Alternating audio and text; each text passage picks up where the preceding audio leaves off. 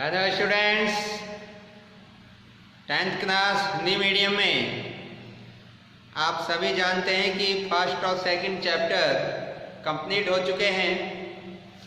First chapter हमने पढ़ा था रियल नंबर और सेकंड चैप्टर था पॉलिनोमियल्स।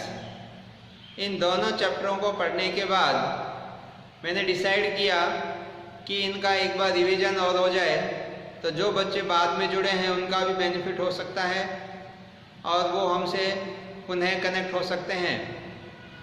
तो देखिए, मैंने कल आपको चैप्टर फर्स्ट और सेकंड से रिलेटेड कुछ क्वेश्चंस दिए थे। इन क्वेश्चंस को बहुत सारे बच्चों ने सॉल्व किया और कुछ बच्चों ने इनको सॉल्व नहीं किया। पता नहीं उन तक इन्फॉर्मेशन पहुंची है नहीं, या वो हमसे कनेक्ट हो पाए या नहीं हो पाए।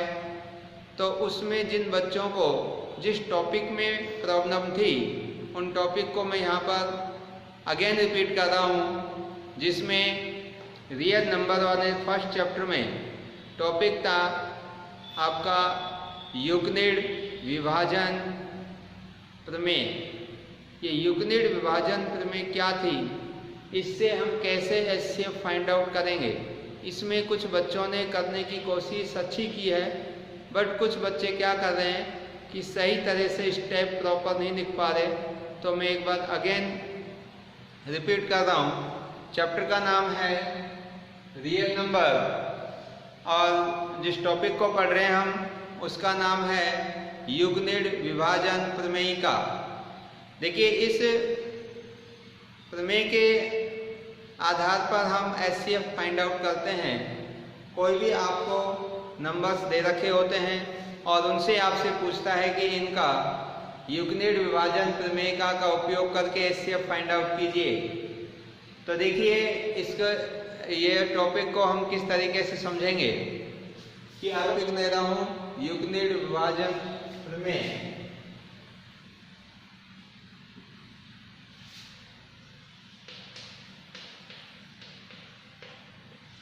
यूक्लिड विभाजन प्रमेयिका।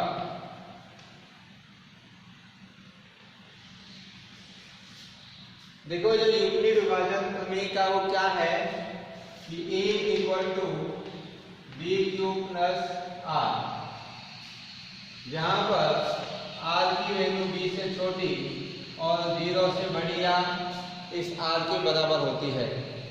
ये इसमें कंडीशन है। अब देखो, ये जो रिलेशन है इसको अगर हम ऐसे लिखें कि अगर आप a के अंदर इस b से भाग दें, a को कितने से भाग दें, b से। जब a में हम b से डिवाइड करेंगे तो भागफल q आएगा और यहाँ पर जो रिमाइंडर आपका बनेगा वो रिमाइंडर है वो r है। वो रिमाइंडर क्या होगा, r होगा। तो उनमें ये रिलेशन होता है a बराबर बी क्यू प्लस आर। यानी कि अगर हम जिसको भाग दे रहे हैं उसका नाम भाज्य, जिसका भाग देते हैं उसका नाम भाजक, और भाग देने पर जो आया वो भागफल और नीचे बचा वो शेषफल। तो इसमें a अगर हम भाज्य माने, b को अगर हम भाजक माने, q को भागफल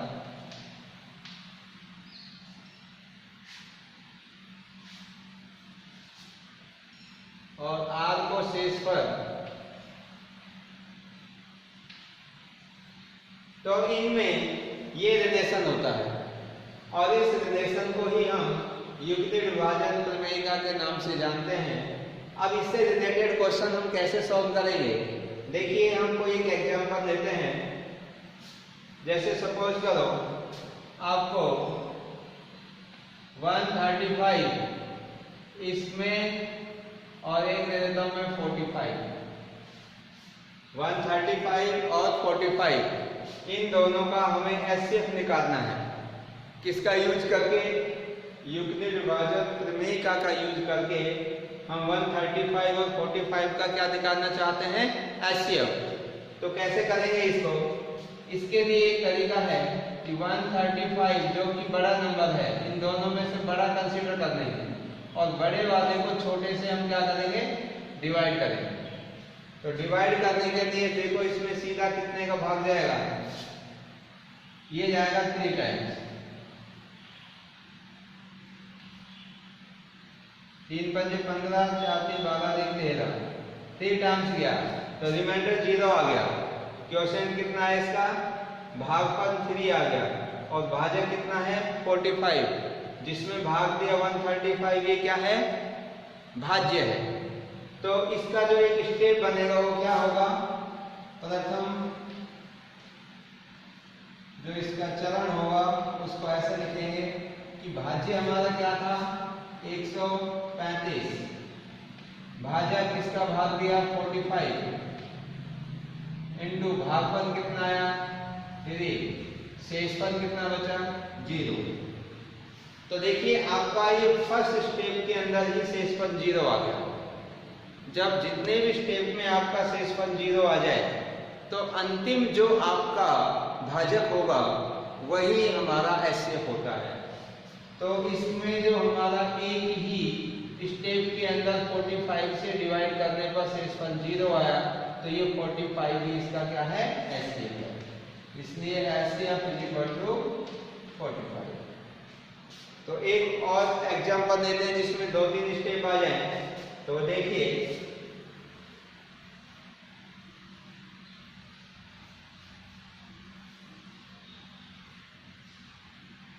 जैसे कि मैंने यहां पर दिया, सपोज करो 130 और इसको हमें डिवाइड करना है सपोज दैट 18 से। कितने से करना है भाई, 18 से हमें डिवाइड करना है। तो 130 को जब 18 से आप डिवाइड करोगे तो इसका देखिए किस हिसाब से करेंगे, ये बड़ा है ये छोटा है। तो 130 डिवाइड करेंगे 18 से, कितने टाइम्स जाएगा 18 5 90 88 108 और 18 7 126।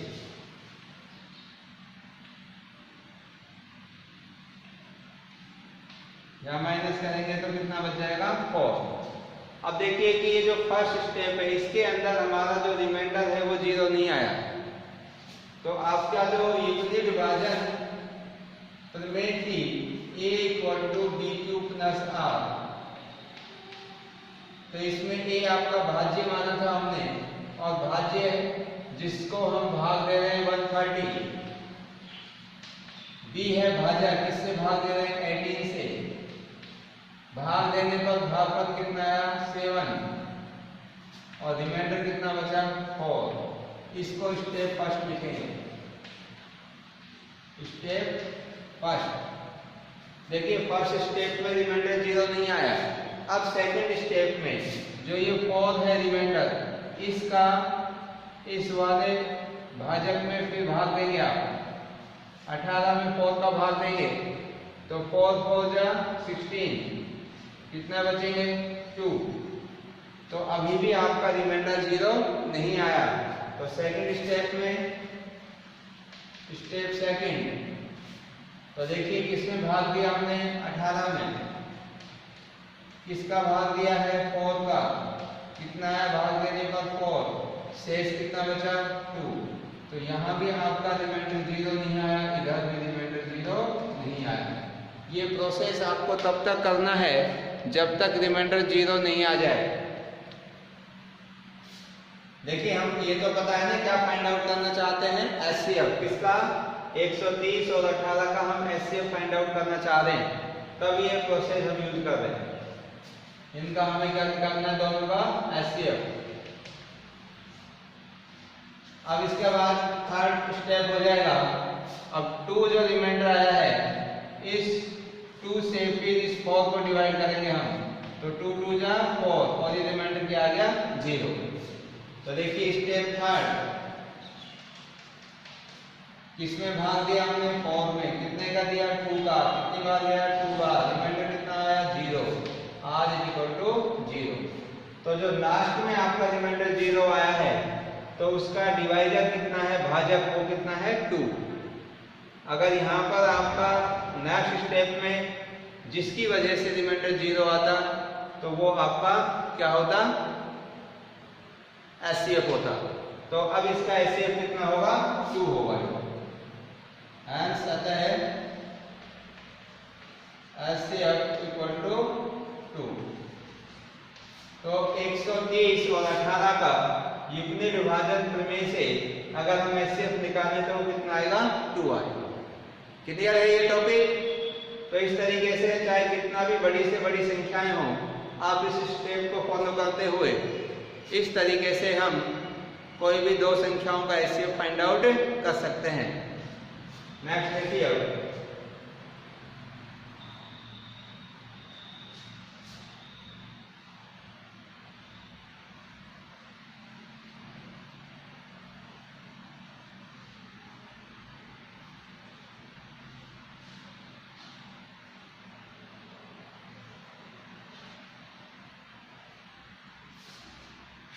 नेक्स्ट मैंने जो क्वेश्चन दिए थे आपको, उसमें एक क्वेश्चन था कि बिना लंबी विभाजन प्रक्रिया अपनाए आप निम्न का डेसिमल एक्सपेंशन यानी कि दशमलव प्रसार बताइए कि वो शांत होगा या अशांत होगा।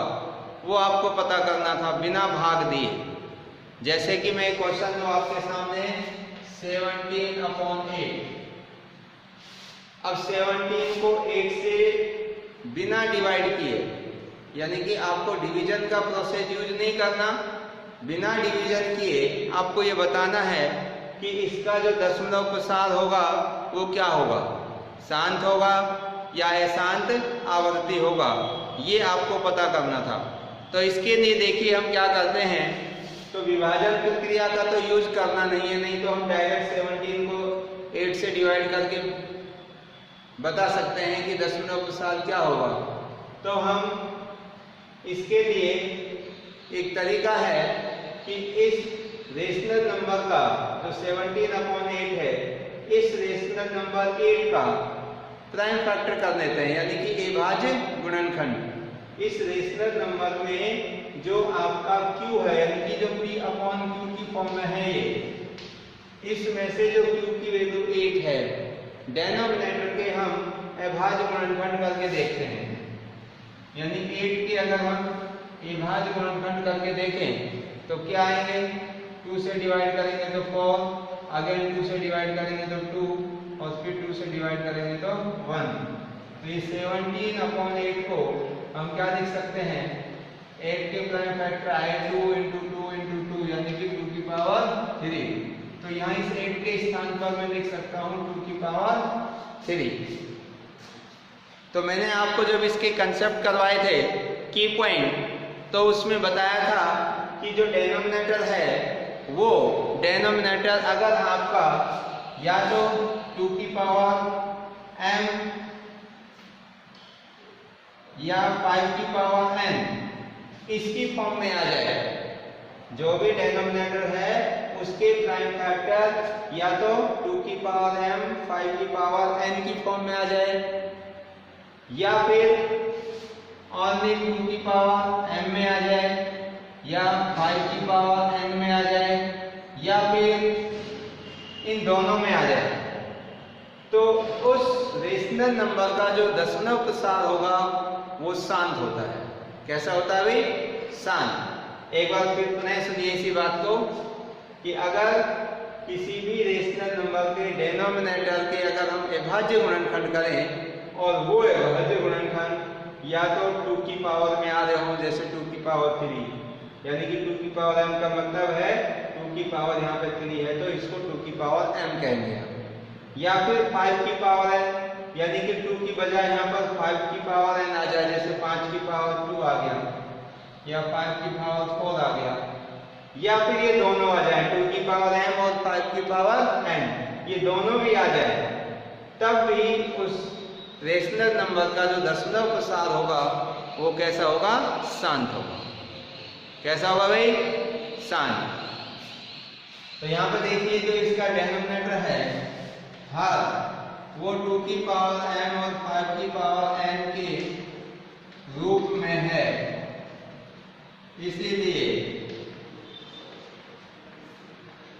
17/8 का दशमलव प्रसार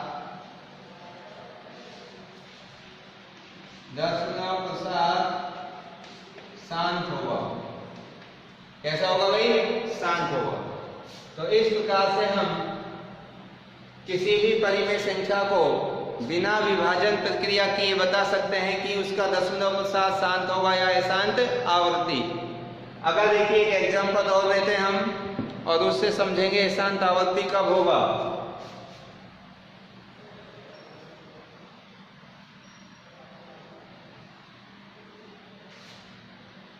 देखिए जैसे मैंने यहां पर नंबर दे दिया सपोज दैट 187 और इधर लिख दिया मैंने सपोज दैट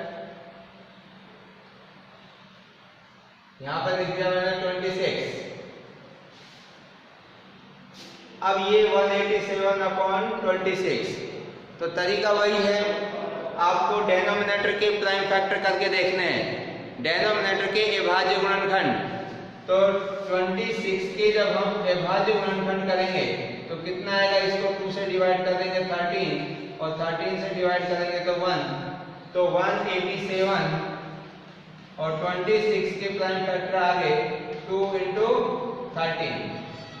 अब आप इसके अंदर देख रहे हो कि जो आपका Q है वो 2 की पावर m और 5 की पावर n के रूप में नहीं है, क्योंकि इसमें ये जो 13 है ये एक्स्ट्रा फैक्टर आ गया। अगर ये नहीं होता तो इस संख्या का जो दशमलव प्रसाद है वो शांत हो जाता। तो अब ये दशमलव प्रसाद कैसा होगा? अशांत आवर्ती। तो कैसे लिखेंगे? 187/26 में भाग के अभाज्य गुणनखंड 2 की पावर m 5 की पावर n के रूप में नहीं है, इसीलिए इसका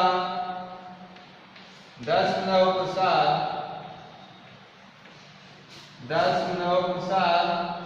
अशांत आवर्ती होगा। अशांत आवर्ती, नॉन टर्मिनेटिंग रिपीटिंग।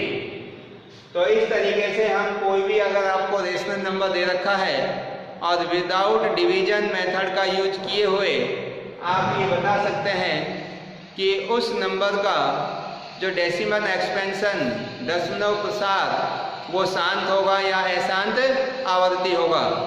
तो इस प्रकार से हम किसी भी क्वेश्चन का दशमलव प्रसाद निकाल सकते हैं। तो ये आपकी रिवीजन क्लास फर्स्ट थी। यहाँ से आगे के जो भी टॉपिक्स हैं वो हम नेक्स्ट क्लास में सॉल्व करेंगे। तो इस टॉपिक से रिलेटेड कोई भी प्रॉब्लम आपको हो तो आप कमेंट करके पूछ सकते हैं। So thank you and thank you very much.